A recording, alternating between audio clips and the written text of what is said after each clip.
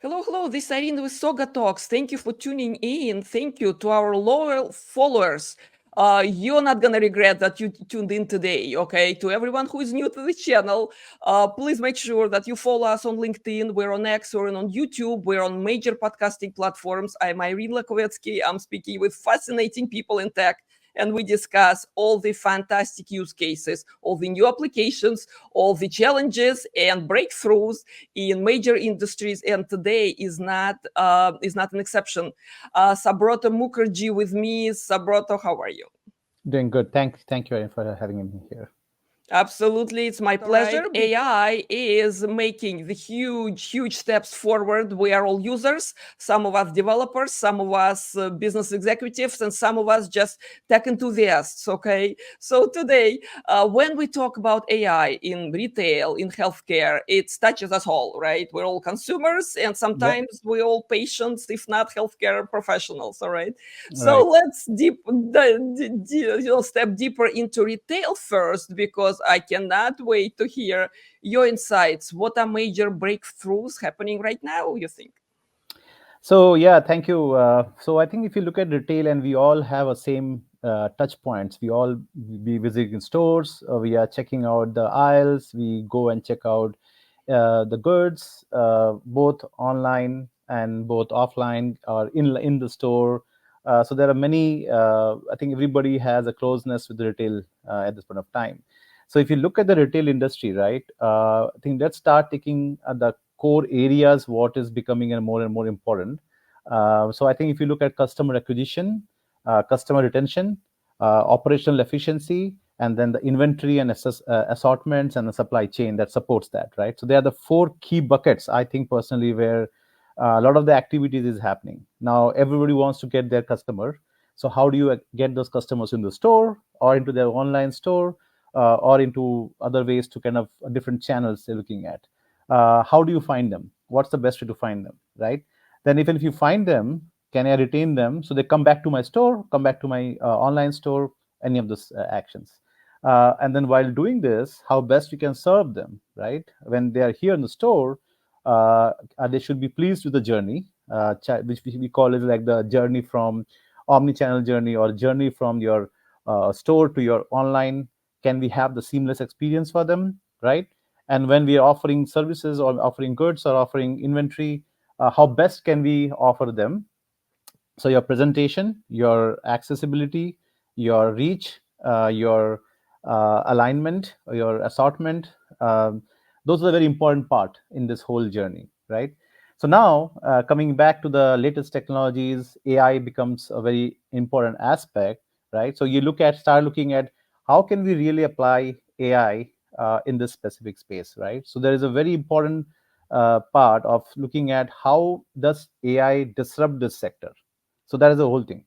So let's start with in store, which is everybody is back after COVID, and we were not going there at the point of time, and we were all doing online. How can we, when we are going back to the store, is there a different store experience you provide? Like we have like self-service models, we have seen that assortments. There are a lot of innovations like the carts. How do they have the carts? Can the cart itself show up what goods they're buying? That is the inventory. When they're checking out, can that be self-service, be all monitored? Not only monitored, can they give you a good additional value what you're doing? So your then your behavior analytics and forecasting is very important when you are planning to have who are your buyers, what demographics they belong to. Can I have some kind of a greetings differently for them? That's another thing, right? And then store operations, how can we streamline them, right? They're all specific AI based solutions that are slowly getting embedded in it. I'm not saying everything is there, but there's a win happening in those areas where not only AI, but you have an ecosystem of other activities, other technologies coming in, right from your VR activities, your other data, which is kind of very critical for this collections of data or engagement with the consumer. So that is one thing. And then obviously, when you look at the back of the office or where the retail stores are, how efficient your supply chain is, that is the most important, where predictive models of AI is be kind of implemented.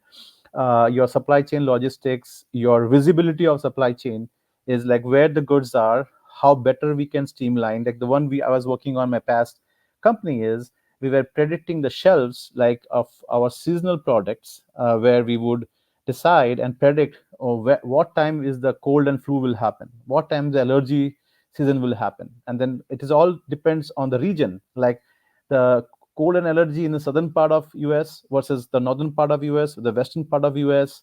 How can we have some kind of prediction done based on the past data, based on even some kind of a correlation with the other continent of the world, right? If it's in, we know sometimes some Australia has a different weather pattern, right? So sometimes we have seen there's a correlation how that happens there coming back, and how can we relate to US. So that is another factor. So you have a predictability which can be used, and AI prediction can be used, and that can be then defined to either you want to help the retailers to plan out the shelves, plan out with the supply chain, plan out with your suppliers, and have some kind of a pre-planning using AI and predictive AI in this case. They have that.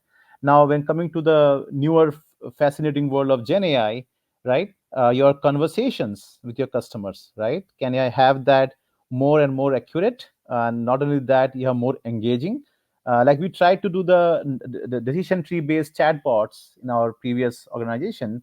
Now you have much more summarized answers coming out from your customer support team, because now they can pinpoint to the product information, give you a right answer, because now you can use LLMs and summarization of that. I think that is the most low hanging fruit that is happening on the customer support side. So I think if you look at all of this, so there are plenty of opportunities, plenty of areas and touch points where we are seeing the way AI is getting introduced or tested, learned, and piloted. So I think the traditional models, there was a article I had posted on LinkedIn about, is like there's a still a lot of traditional AI, which is the predictive models, are being used in many areas, which is a very good one to have. And in the front ends facing, customer facing, low hanging fruit, where you have lesser challenges, we can still use generative AI. So that is where customer care bots are being introduced with those solutions. So I hope that kind of a little bit of gives you a roundabout perspective of what's going on in the retail space. Yeah. What you describe is every business function basically affected, right? Yet, okay, let's wear the realistic hat now, right? I mean, organizations touching on, right, what's possible. Some are ahead, some are a little behind, some are a little resistant, all right, Yes. to sort of, right? So where is that feeling in terms of, ROI, okay, those organizations who are brave enough to invest, but yet they have to look at their bottom line, right? What are That's kind right. of expectations versus results? Yeah. Yeah, so I think very valid point. Like I think I think when I talk about when I started working on AI like 5-7 years back, we're focused on AI. I would say there were other areas I was working on end-to-end reporting, data, or which is also a foundation for AI. I think those days to get an AI use case approved from a business would take more extra effort. Now with the commercial success of Chat GPT and then people knowing about it, and then suddenly a little bit of, I would say, we are still in the hype cycle. We are slowly moving from the hype cycle to a value cycle. I think there is still a lot of pilots considering the generative AI world, right? But the traditional AI is still happening. Now I would say again, this is again I'm giving some approximations. If I would say 3 years, 4 years back, we were spending $10. I'm just giving you a rough number, right? Now we are eager to spend $15 at least to get more out of this because of sudden successful, even though not every AI implementation has been successful, but we have more appetite for that. And I think a lot of commercialized success of AI because of Chat GPT and other Gen AI. I think it's a talk that happens to the board level, to the leadership level, and you're being asked like, what are you doing in this space, right? So again, I think all the enterprises and everything are using AI to some extent to different level. But at the same time, there's a little bit more appetite to spend money on this. There's more metrics and ROIs being measured, and then value cycle is being kind of taken into consideration. I think that's what I would say it's happening. It is not that, again, from my understanding and my experience, maybe other people have a different perspective, that it is slowly moving, upticking in that area, but it's not like it is bombarded with everything in AI, right? I think people are also understanding because, again, considering the different aspects an organization is going through, they will decide to increase the cycle, but they are not like going all in and just spending everything on AI, right? They will have those balances and checks and balances with the amount of budgets they have on that aspect. Totally understandable. All right. So, how about some advice, okay, for business leaders and technical leaders? Because that line is really blurring in many organizations, right? There are lots of technical, people who understand business really well, right? And there are business people who are tech savvy. Don't you agree? So, where is this kind of good advice in terms of, customer for clients who are starting the implementation of AI, right? And at the same time, kind of what are the, I don't know, hidden dangers out there and risks they have to think about? Yeah, so I think it's always better to start with some targeted use cases, right? Which is your next best pain points, and what is the best way to look low hanging fruits. It's becoming a very common norm everywhere, right? We are looking at low hanging fruits, small wins, like looking at the key pain points and looking at like customer service area or operational efficiency area, like I was saying, supply chain visibility area, or even placements area. There are so much smaller low hanging fruits where you can start using newer technologies including AI, right, which is and then I would say there's another important aspect is called automation, right? So there is something people are not only focusing that you don't have to be everything AI, but you need to see that before AI, if you reverse the word to IA, it's intelligent automation. Can we have that aspects also there, so that people are the workflows can be automated, there are other aspects to be automated. So look clearly the pain points, look at the lower hanging fruits and pain. And then I think obviously the biggest challenge for any of this to work is the data, right? Can you have a clean structured data, centralized data, or at least the data which is not siloed, scattered around? Can we have a proper of that data? And then also the part is that ecosystem. Can those new services be integrated to your ecosystem? Can it be integrated easily? What you have to dismantle, what you have to put together, so like a more of a building blocks. And then obviously considering if you're looking at AI, you have to start building your transparency, trust, data privacy. Don't forget that it's going to come back and bite you, so you definitely have some compliance or some kind of oversight on those part of it. So I think any organization going that direction, I think a lot of them are already there. They are refining that, and the who are not there, they are looking at some of the smaller wins, and then kind of looking at the low cost, effective way to do that would be the right approach. I think so.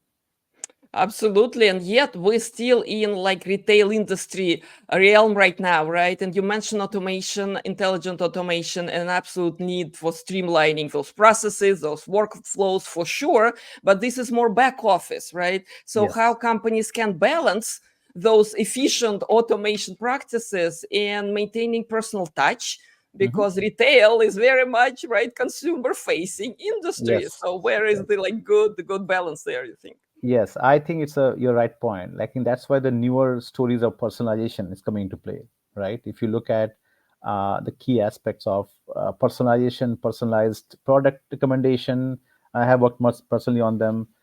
We are looking at customer loyalty. Like, if you know the customers well, the demographics, their interests, and that is where I have worked personally on those kind of projects where we have created recommendation engines based on the product cycle, even the area which your the store is, or the online where people are coming from, what demographic it is. So you start building those personalized recommendations. I think if you look at it, all the lot of history, because how can you do that? You have so much. Most of the retailers, I think, if you look at especially on retailers, they have so much data, right? You have past data from browsing history, the people who are buying it, which is a challenge when I was in consumer health industry. They have those, they don't have that direct data. That's why we have a lot of this direct to consumer applications coming in to kind of understand the customer directly better. But retailers are very have intensive data about it, like who's buying what is the common basket they're buying. Like if you're buying X, Y, and Z, different products at the same time, you know the basket size, you know what things they are putting in together. So I think when you are doing, if you're coming and buying the next time, say toothpaste, a pain cream, or of a or a milk, but you need to buy, I know you usually buy some other snacks at the point of time. If they are forgetting that, could be a recommendation, say, hey, we have a new set of snacks which be different, maybe you won't like it. So those kind of offerings are becoming more and more personalized, and the basket sizes are what people are looking at. So those historical data helps to design those personalized recommendation. It helps in the lifetime value. This is also one of the metrics you look at, like how can you retain the customer. The loyalty increases, right? Obviously you have other areas. I think if you look at Netflix, you all have been watching, right? Your recommendations is very critical. Amazon, similarly, now if you look at the similar product cycle when you buy any retailers nowadays, right? If you go to Target, Walmart, when you buy things online, if you guys go and see the similar looking things in the site, which is all recommendation based on your history and past data or similar liking initiatives. That's becoming more and more clear norms, and everybody's offering. And I was working for an international customer in Australia. They wanted to have similar areas to be added up to the portfolio and offering. I think it's a very common theme where industry retailers are putting in more of this and refining that as you go in the journey. Where is this fine tuning coming from in terms of, is it expensive for organization that is not a major retailer, right? How expensive it is to sort of get to those models and those advanced tools that they work for business and for customers as well. That's correct. That's correct. So I think, yeah, if you look at the cost and expensive, it is where the companies or organizations is looking at the ROIs, right? So if I have to acquire data from a third party, what does it bring in? So if you are having your own data, but you're looking from something from the industry, from the market, like about different other aspects, other data you're bringing in the source. If you're spending, suppose, for example, $100, that's the overall. When I implement it, am I getting 20% increase in my sales, right? That is where the cost is definitely a factor, but ROI on introducing those data elements, integrating into analytics, integrate your intelligent analytics, I would call it, will help you to drive to see we can add more and more of this data sources to get a better outcomes from there. Let's turn into the healthcare now. Okay. Sure. I cannot wait to hear, right? What are the new promising AI applications that are Yeah. affecting, patient care outcomes? We want to hear about wonderful positive implementations, because we know AI way into healthcare was not very smooth or quick. Okay, it's evolving as we speak. So please, Yeah. right, what are kind of, yeah, some good promising AI applications? Yeah, I think if you look at it, the biggest impact of AI is the drug discovery and development cycle, right? Like if you look at previously, it would be up to a 10-year cycle, if you look at even COVID during the time, it up to 8 months to 10 months, right? So a lot of the drug discovery, the molecules, filtering it out, all of that is because now you since have your vast amount of data, including genetic data, including the decentralized clinical trial data, which is helping people. Now you have smartwatches, you have people who can collect better, you have a lot of information that gets collected together. So now if you look at the vast amount of data is helping you to analyze it, obviously, which you have a more computing power. You have using AI models, you are using predictive AI models, you have using obviously newer models on data on AI, that is helping to reduce the drug discovery cycle, right? That is the most biggest use case, I think, personally, from a human kind perspective. But then apart from that, I was talking about personalization in the retail space. Like if you take the same aspect, now you have a more personalized treatment plans. Now personalized treatment plans in terms of over the counter, like if you don't have to be doctor medication, but if you're looking at over the counter medication, so you're looking at vitamins, which is one of the projects I worked on my past company. We were looking at personalized food plan, right, where you have vitamins along with the vitamins. They know that okay, we can give you a personal recipe, right, in that personal thing, right? So apart from looking at what your specific scenario is, and this is where the digital health apps, a lot of people are using it, is where the application is becoming more and more AI driven, personalized information, personalized treatment plans, personalized vitamins, personalized food plan. I think all of that is slowly driving it out.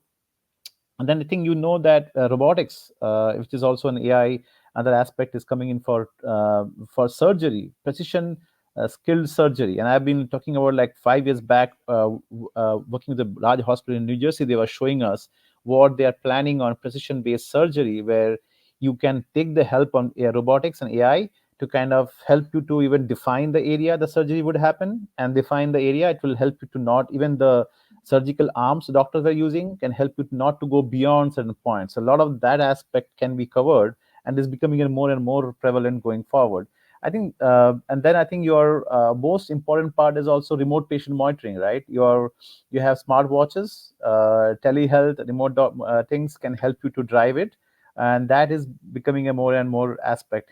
But the most important thing I want to mention is the most important thing that's going on is about the focus on health equity. Now, if you look at the younger generation and our generation, a lot of the people who are right now is self care. So in the self care, the disease management, your personal care management, you have apps, you are having your meditation apps, you're having other things. So that is where I think the overall direction of healthcare, with all of this technology stack helping it out in overall perspective. So there's a big focus on equity, health equity about yourself, right? That's coming out there. What kind of vibe and messages we're getting from healthcare community though, okay? Because when you work with people, you are in charge of their health decisions, all right? So applying that knowledge, and people spend decades, okay, studying in their field, all right? Yes. So what kind of trust is in there now? I know it's changing over time, and Mm-hmm. doctors and nurses and everyone around them, right, learning to trust technology a little more Yes. nowadays. Mm-hmm. But what kind of situation we're talking about here? Yeah, uh, I think if you talk about trust and talking about like, are they ready to prescribe it? Like, if you're looking at the doctors is to prescribe your medications, are they ready to prescribe you the health apps for you? So maybe they are officially doing it, but slowly in the whole ecosystem. And that's why the little bit of digital health is not gone very significantly high, because it's still not being paid by insurance. But there is a different parts of the world, like Germany has DIGA, where they're applying amount of money every month to help on digital health apps. I think it all depends on how effective and how trustworthy those applications are, and how they are developed. So I think it's more about when you are developing these apps and solutions, you have some ways to kind of take the bias out of it, right? The algorithms you're building, data you are putting in, and at this overall, I think if there is a way to kind of make that very open and defined, and also clearly mention that this is how we are protecting the data, this is how we are adhering to the rules and regulations, and this is how we have built this AI systems with reducing the bias, and we have all the checks and balances. It is not that everybody gets sold on it, but at least one of that mode of transparency and openness can help people to get in. And I think we are eventually looking at that a lot of people are using these tools, a lot of people are getting in there. But I think it's more of this, I think the communication, more of this explanation of what these tools are, can help to get more people in driving into this journey, right? That is where I think Absolutely, that's but yes, Subroto, absolutely. But you know what? We cannot not touch ethical and even ethical. operational challenges, right? So let's Exactly. start with Yeah. ethical. I think it's all depends on which segment of the organization you are. If you're a startup, you have to start building it right in the beginning. Like I was part of all the large organizations. We have compliance team. We have teams who reviews the data. We have all the GDPR, HIPAA, CCPA, California Protection Act. We have all of that reviews done. And then I think that is where, because it's not only if you have any of this if you have any of the challenges with this, you have regulatory penalties, right? You have people looking at it. So I think the compliance and ethical oversight is very critical, and we have almost every organization has through. We had to go through a lot of checks and balances, documentations, to get these things.